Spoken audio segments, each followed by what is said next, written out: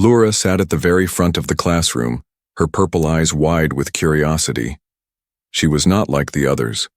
Her soft lavender skin shimmered faintly under Earth's sun, and her long silver hair flowed like liquid light. This was her first time inside a human school, and she was excited until the screen turned on. Today's topic, said Mr. Daniels, the human biology teacher, is human reproduction. A wave of awkward giggles moved through the room. The human students, mostly teenagers, whispered and laughed under their breath. Some looked away, some turned red. Laura tilted her head. Why are they laughing? She whispered to the human boy sitting next to her. Jake nearly choked on his breath. He looked at Laura, blinking. You'll see. Mr. Daniels continued, completely serious. Diagrams appeared on the screen. Cells, DNA, hormones. Then came images of how human reproduction begins, with emotional bonding, physical closeness, and something called lovemaking. Laura stared. Her eyes got even wider. Her hands twitched. Her antenna-like sensory strands on her head began to glow softly, something that happened only when she was extremely confused. She raised her hand. Yes, Laura? Mr. Daniels asked politely. Her voice was calm, but honest. Wait, humans reproduce.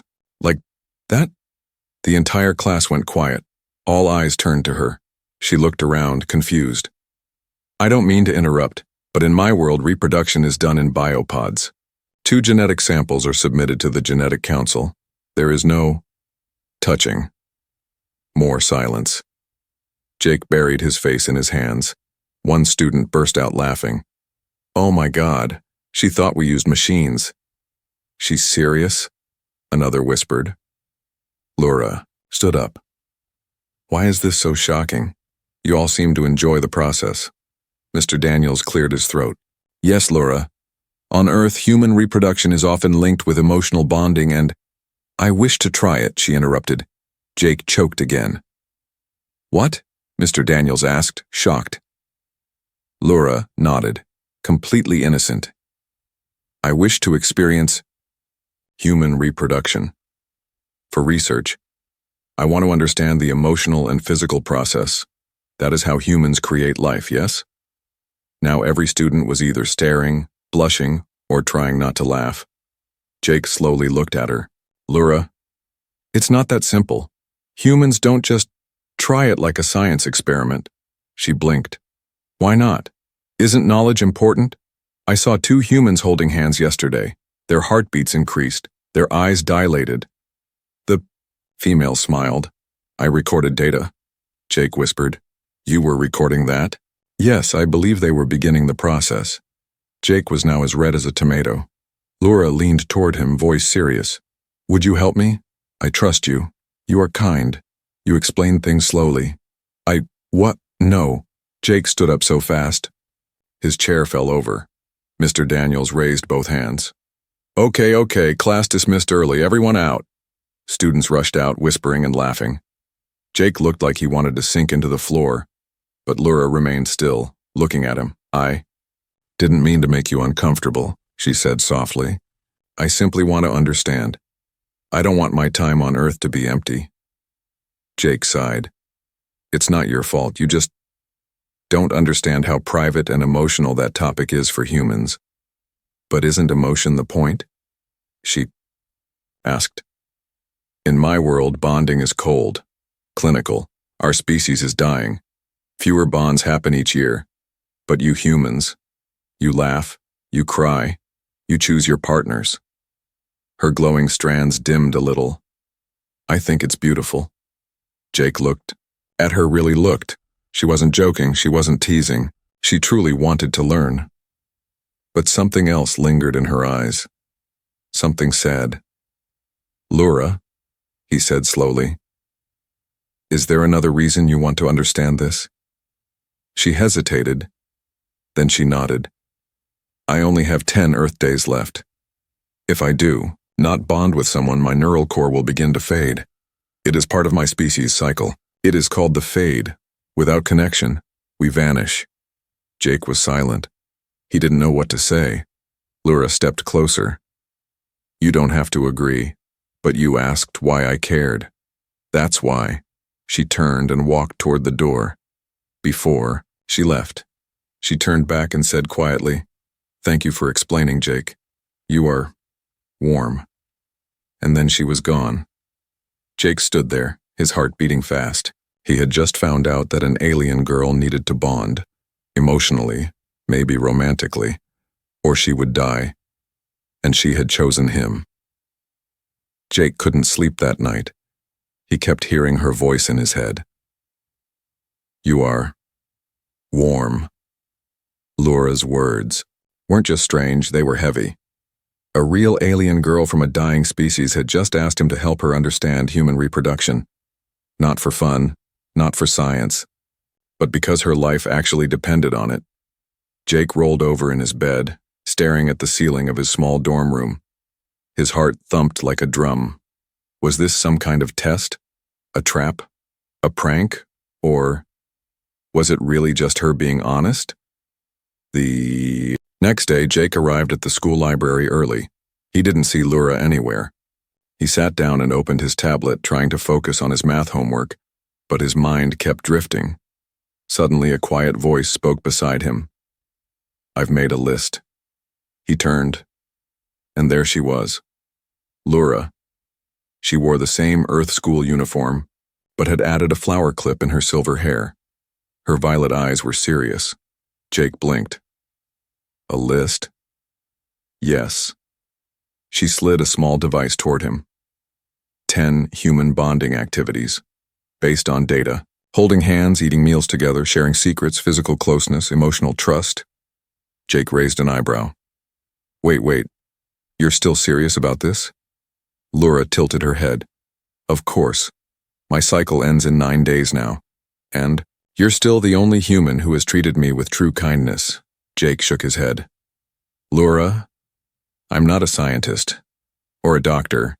I'm just a guy who eats noodles and watches old space movies. She gave a soft smile. Then teach me that. Show me what human closeness really means. Jake froze. No alien had ever spoken to him like that before. He wasn't even the most popular guy in school. Yet here was a beautiful, curious alien girl, asking to bond with him. Do you think I'm capable of it? She asked gently. He paused, then answered, I think it's not something you try to do. It's something you feel. It takes time. Laura looked confused. But I don't have much time. Jake took a deep breath. Okay, I'll help, but not the way you think. They started simple. Jake took Laura to a small park after school. The wind was cool. The leaves rustled gently. Children played nearby. Couples sat on benches laughing, holding hands. Jake pointed. That's love too, Laura. It's not always big or dramatic. Sometimes it's just being there. Laura watched everything like a student in class. She leaned close. Can I try holding your hand now? Jake hesitated, then nodded. Her fingers were cool and smooth, but they warmed quickly. She blinked. My skin receptors are reacting. This is nice. He chuckled. You're not supposed to analyze it. I'm not. I'm just feeling. She looked at their hands. We don't do this on my planet. We just wait for the government to choose our partner. We sit in a pod, no talking, no touch. Jake's smile faded a little. That sounds lonely. It is, she said softly. Later that week, Laura invited Jake to an alien culture event at the space station. It was full of strange music, floating lights, and creatures from different galaxies. But Jake noticed something. Laura stayed close, to him the whole time. She introduced him to her people but never let go of his arm. One alien woman whispered something in her language. Laura blushed, then quickly turned away. Jake noticed. What was that? She asked if you're mine now. Jake blinked. Wait, what? Laura looked down. It's a saying in my culture. If two people spend too much time together during a cycle, their hearts begin to sink. Jake stared at her, Laura, are you starting to sync with me? She gave a tiny nod.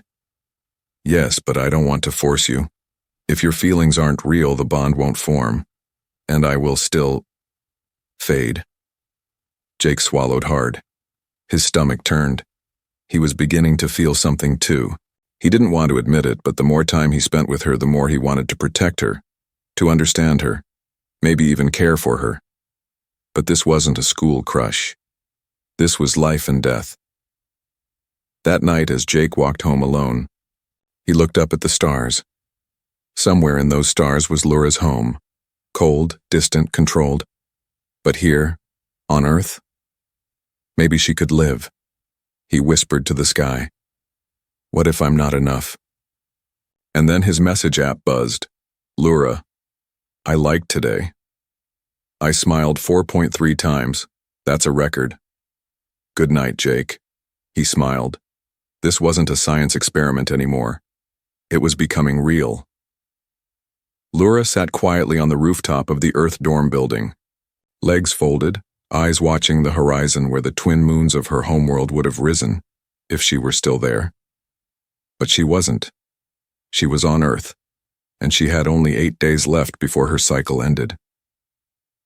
Jake climbed up the ladder and found her there bathed in soft sunlight, her glowing strands dim. She looked more tired than usual, pale, like something deep inside her was breaking. "You didn't come to class," Jake said gently. "I couldn't move," she whispered. "It's starting." Jake sat beside her. "What's starting?" "The fade," Laura explained softly. Her species didn't reproduce just to continue the bloodline. They bonded to survive. A deep connection activated neural chemicals. Without it, their brains slowly lost function. It was rare, but when emotional bonds didn't form, the body gave up. She was showing the first signs: weak limbs, memory gaps, light sensitivity. Jake's throat tightened. "There must be medicine or treatment." Laura shook her head. "No drug can copy real connection. It must come from within. It must be shared." She looked at him then, eyes shimmering with something between fear and hope. "I didn't choose Earth randomly, Jake. I read your stories, your history, your people love even when it hurts. I came here to see if love could save someone like me." Jake didn't know what to say. He stared out at the sky, feeling the weight of her words. This wasn't about some cute alien girl wanting to try kissing or holding hands. This was a dying girl far from home, chasing a chance to survive, and he was her only hope. That night, Jake couldn't sleep again. He searched everything: alien forums, research papers, embassy laws. All confirmed it. The fade couldn't be. Stopped without a soul-deep bond. But something else shocked him even more. If a human completed the bond with an alien from Laura's species, he would begin to share her biology. He would feel everything she felt: her pain, her joy, her heartbeat. Forever. The next morning, he found Laura sitting alone again, this time in the school greenhouse. She was touching a red flower, confused. "On my planet, red means sickness," she whispered. "Here, it means love." Jake sat across from her. "Laura, I need to know something." She turned slowly, already knowing what he was going to ask. "Why me?" Jake asked. "Why not someone stronger, smarter, someone who understands alien customs better?" Laura smiled, faintly. "Because when I said something strange, you didn't laugh. When I asked a question, you answered with kindness, and when I touched your hand, I felt alive." She reached out slowly, taking his hand. Jake didn't pull away. "Laura," he said quietly, "this isn't just about research anymore, is it?" "No," she whispered. "Now, it's about us." That evening, a strange ship arrived near the Earth Academy, black, silent, and marked with glowing alien runes. Jake spotted it from the hill near campus. Laura saw it too, and went completely still. "It's the Retrievers," she said, trembling. "From my homeworld. They must have detected my failing. Core, they've come to take me back before I cause scandal. Jake's voice dropped. Scandal? Lura nodded. It's illegal to bond with humans, forbidden. They will lock me in a containment chamber until the fade ends, and then I will be gone. Jake stood up. No, I won't let them take you. She looked up at him, surprised. But you're just a human, she whispered. He stepped closer. Yeah, a human who's willing to fight for someone who needs it. They ran that night, through school halls, through empty corridors, through security gates. The alien ship tried to track Lura, but Jake helped her jam their signals using old Earth tech. Together they hid inside an old observatory near the forest. Lura was exhausted. Her glow dimmed further. I don't have much time left, she whispered. Jake looked at her, eyes burning with emotion. Then tell me what I need to do. I'll do it. She reached into her small pack and pulled out a crystal. Inside it was a strange blue flame flickering weakly. This is my bond core. If we fuse minds, it must be placed near your heart. If your emotions respond to mine, we both survive. And if they don't, then you suffer too. Jake stared at the crystal. He had a choice. Walk away, let her return to die quietly, or open his soul to something totally unknown. He closed his hand around the crystal. I'm not letting you fade, Lura. Let's do this. Jake stood inside, the cold, abandoned observatory with Lura lying weakly on a dusty blanket beside him. The giant telescope above them creaked as wind blew outside. He held the glowing crystal in his hand, the key to saving her. Tell me what I need to do, he said quietly. Lura turned her head, eyes glowing faintly. It's not something you do, Jake. It's something you feel. The crystal pulsed. Its blue flame flickered faster, reacting to Jake's heartbeat. The bond isn't just about touching, it's about sharing memories, fears, truths. The deeper your emotions, the stronger the link. Jake gulped. Then you're in trouble. I'm not good at opening up. She gave a weak smile. Then, let's break the rules. Together. They began the experiment in secret. Each night they met inside the observatory. Jake brought things from his life. A childhood toy, an old music player, photos of his late mother. Lura listened quietly, absorbing every detail. Sometimes she asked strange questions. Other times she just stared at him like he was made of stardust. Then it was her turn. She showed him recordings from her home planet, cold silver towers, emotionless faces, long sterile halls. Her kind never laughed, never hugged, never sang. We're taught not to feel, she said softly. Feelings cause errors. But feelings are what make us alive, Jake replied. Lura's eyes filled with tears. Then let me be alive. With you. The connection deepened. One night, as a meteor shower lit up the sky, Lura reached out and pressed the glowing crystal against Jake's chest. It grew warm, sending a light current through his body. Images flashed in his mind. Her childhood, her loneliness, her first smile on Earth. Jake fell back, breathless. What was that? He gasped. Our thoughts, touching, she whispered. The start of the bond. Jake sat up slowly. I saw everything. You were alone for so long. I don't want to be alone anymore. But danger was closing in. At school, alien security guards from Lura's world began questioning students. Posters of Lura's face appeared, marked, "Recalled for protocol." Jake saw one and froze. They're hunting you, he said. Lura nodded. They'll stop at nothing. If they catch me before the bond completes, they'll erase everything. Then, we finish it before they get you. Lura looked at him, her voice trembling.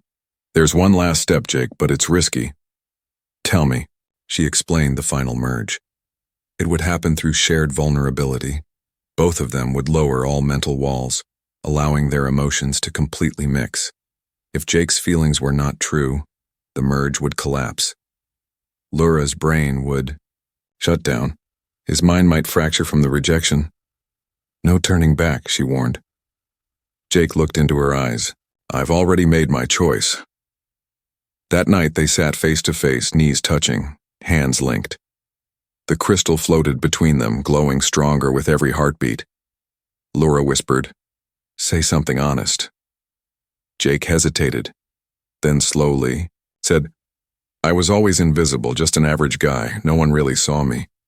But when you look at me, I feel like I matter." Laura's eyes filled with light. "My turn," she whispered. "I used to think emotions were weakness.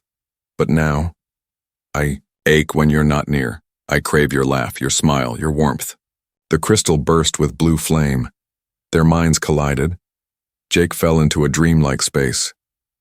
He was standing in a garden of light, surrounded by floating memories. Laura appeared beside him, wearing a dress made of stars. She reached out, touching his heart. He touched hers. The merge began. He saw her full truth, her fears, her hopes, her final countdown ticking. She saw his childhood loss, his lonely nights, his silent strength. Two souls, one heartbeat. Suddenly alarm screamed. Outside, alien guards had found the observatory. Jake opened his eyes.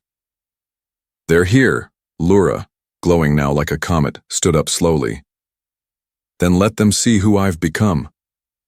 They stepped out of the observatory as the alien guards surrounded them. Laura stood tall, holding Jake's hand. Her voice echoed with power.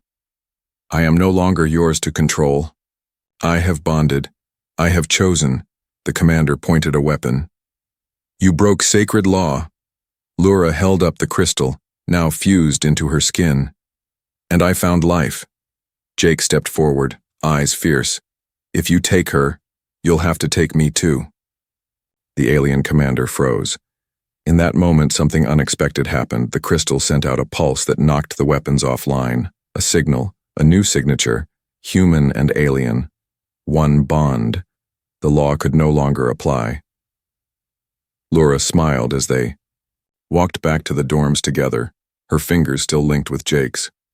The crystal had vanished, merged with her body during the bond. Something inside her had changed, but something else still felt wrong. Her skin was too cold, her limbs felt heavy, and her vision, it kept flickering. Inside the room, Laura collapsed into the chair. Jake caught her just in time. "Laura, what's wrong?" She blinked slowly. "It's strange. I feel closer to you than ever. But my body, it's still shutting down." Jake knelt beside her. "That doesn't make sense. The bond worked. I felt it." She nodded weakly. "Yes, but only I bonded fully. Your connection wasn't complete. You held back." Jake froze. Laura reached up and touched his face. "You care. I know you do. But there's something you're still hiding. A part of you won't let me see." He swallowed hard. She was right. Jake stood up, pacing. He thought back to the bond. He had felt something deep, something powerful. But just before the merge reached its peak, he had pulled back. He didn't mean to. It just happened. Deep down, Jake still believed he wasn't worthy. How could someone like him, average, ordinary, invisible, truly be the one to save a glowing alien girl from extinction? He sat beside her. "Laura, when I was 10, my mom died in front of me. She was all I had. After that, I stopped trusting feelings. I didn't want to get close to anyone again, not even friends." She listened, barely able to keep her eyes open. Jake's voice broke. "When you asked me to bond, I wanted to say yes completely, but part of me still fears that if I let someone into my heart, they'll just disappear too." A tear rolled down her cheek. "Jake, I won't disappear if you let me stay." Her glow flickered. The next day, her condition worsened. Her temperature dropped. Her speech slowed. She no longer remembered certain Earth words. Jake had to carry her to the school's hidden medical pod, usually reserved for emergencies. The human doctor scanned her, but the screen turned red. Her neural energy is collapsing. She has maybe 48 hours. Jake stared. There has to be a way. She's alien. Her biology's beyond our reach, unless you're part of her species and you can't do anything. Jake looked at Laura, fragile like glass. He had one last chance. Not a half connection, not fear, but total surrender. That night, Jake returned to the observatory with Laura in his arms. Stars shimmered above, the same way they had on the night their bond began. Jake laid her down gently and placed the glowing artifact, the heart crystal, on the stone floor. It shimmered. Faintly sensing her pain, he knelt beside her, took her hand, and whispered, "This time, I won't hold back." Laura opened her eyes, barely awake. "You're sure?" Jake nodded. "I'm scared, but I want you to live. I want us to live." He pressed his forehead to hers. A second bond began, but this time, it wasn't her reaching out. It was him. Jake opened the door to his soul. He showed her his fears, his grief, his loneliness, the nights he cried alone in silence, the guilt of not being able to save his mother, and through it all, the one bright light. Her Laura's. Light responded, her mind wrapped around his, no longer needing permission. They became one flow, like rivers crashing into the same sea. Suddenly, her body arched. Glowing veins lit up like stars exploding. Her breath caught, then steadied. The crystal pulsed brighter than ever, melting into the air as a wave of blue. Energy lifted from their chests. The observatory roof cracked open from the light. And then, silence. Laura slowly sat up. Her skin was warm, her eyes fully awake. She looked at Jake and whispered, "You did it. We did it." He grinned, exhausted, tears in his eyes. "You're alive." They hugged tightly. But then, something new happened. Mark appeared on Jake's hand, the symbol of her people. Laura gasped, "You're linked. My biology is inside you now." "That's impossible."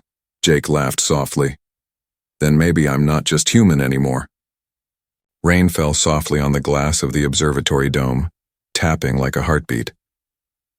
Laura stood at the center of the room, wearing a long flowing robe made from silver fabric Jake had never seen before.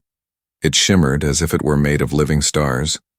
Her violet eyes met Jake's. "It's time," she said quietly. "The bond is complete, but the union ceremony is how we prove it. To both worlds." Jake stepped forward, nervous. "Union? What happens in it?" She reached out, touching the glowing mark on his hand.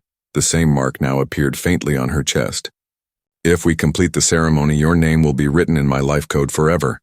Our bond will not just be emotional, it will be recognized by the stars." Jake blinked.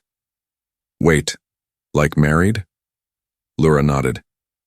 "In your terms, yes, but more than that. My memories will be open to you, all of them, and yours to me." He froze. "All my memories? Even the bad ones?" She gave a gentle smile.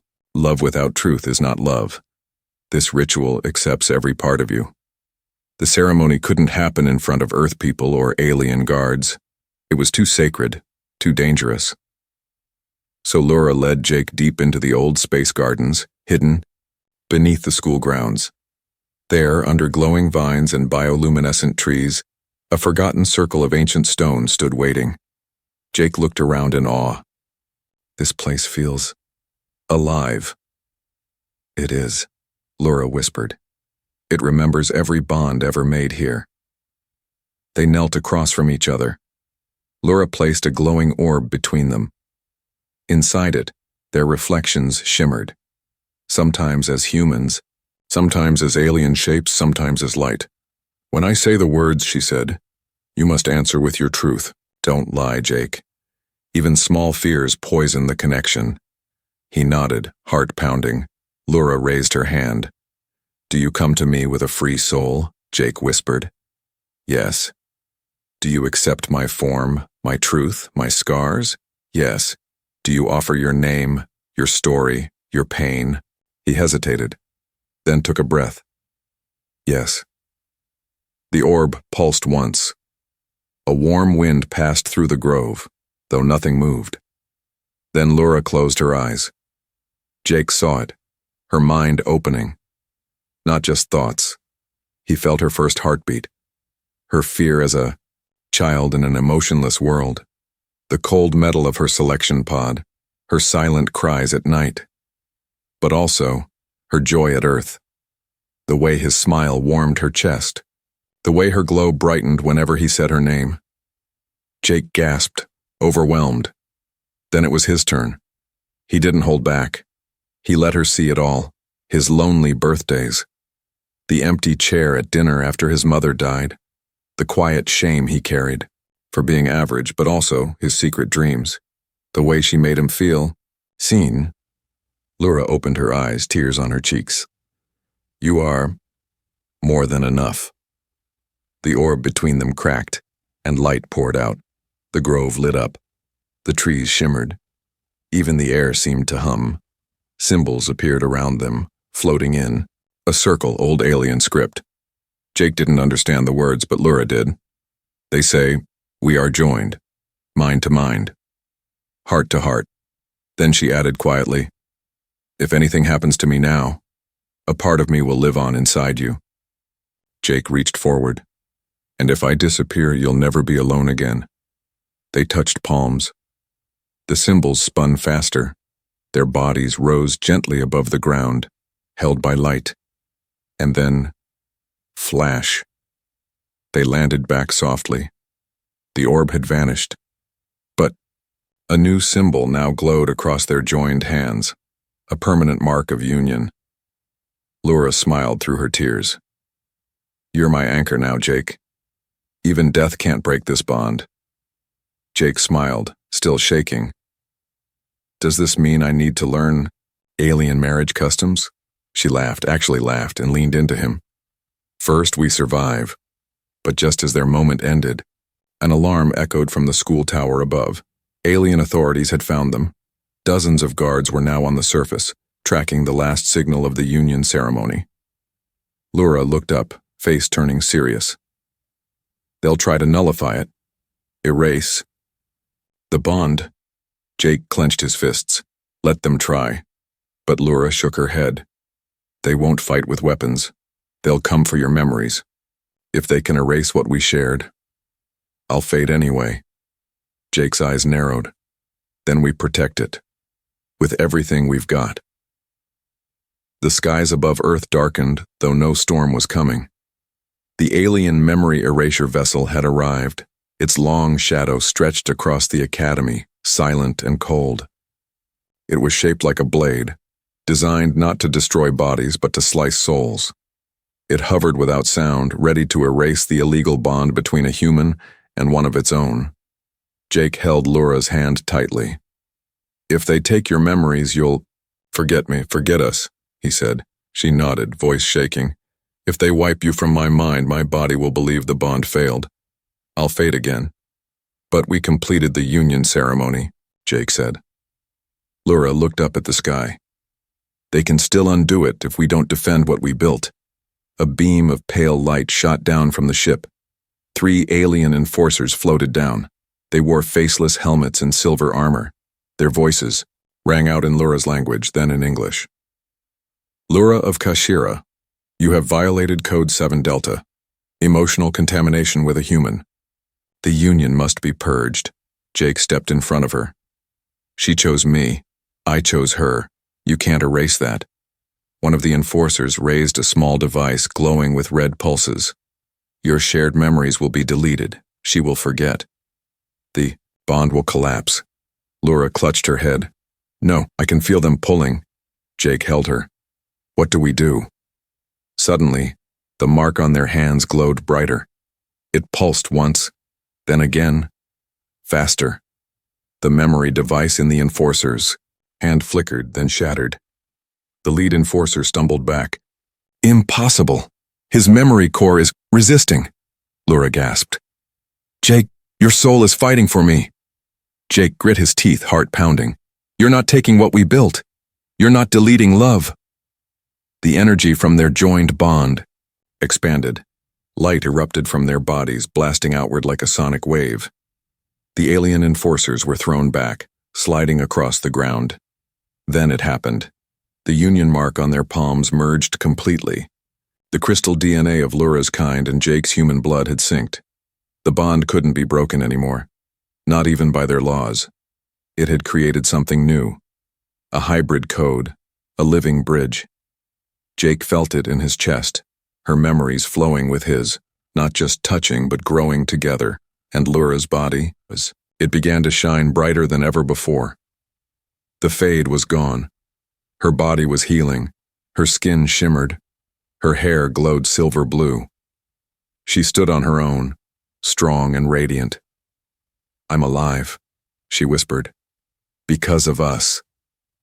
The alien ship, above, paused. Something was happening inside. Their computers were failing to classify Jake. He was no longer fully human. He was something else now. Bonded. Protected. Then came a message from the ship. Unit status. Unreadable. Code violation cannot continue. Update protocols required. Mission aborted. The ship slowly turned and left. As the skies cleared, Jake collapsed to the ground, exhausted. Lura rushed to him, holding his face. Jake, say something. He opened one eye. Did we just change an alien law? She laughed, half crying. You changed me. You gave me life. He sat up slowly. And you gave me purpose. They sat in silence for a moment, the world finally still. Then Jake asked, So, what now? Lura looked up at the sky. Now, we begin a new kind of life. One no one has written before. Weeks later, everything had changed. The school didn't know what to do with a bonded alien-human couple, so they made a new rule just for them. Interspecies union units were now allowed, under strict conditions. The media tried to turn them into celebrities. Jake didn't care. All he cared about was Lura smiling across from him at lunch, or asking him weird questions like, can we get a dog? Or, is kissing the only way humans say I love you? He laughed every day. But deep inside he also knew the truth. They hadn't just saved her life. They had changed two civilizations. One day, as they sat under Earth's sunset, Lura leaned on his shoulder. I used to think I was made in a lab, that I had no right to feel, to love. Jake kissed her forehead gently. But you do, she smiled. Then, maybe one day we'll have little ones. Human, alien, both. Jake blinked. Wait, what? She grinned. You said this bond was for life. I'm thinking ahead. He laughed nervously. Let's take it slow. But as they sat under the fading sun, hearts linked forever, Jake knew. He wasn't afraid anymore, because love, real love, was the strongest force in the galaxy.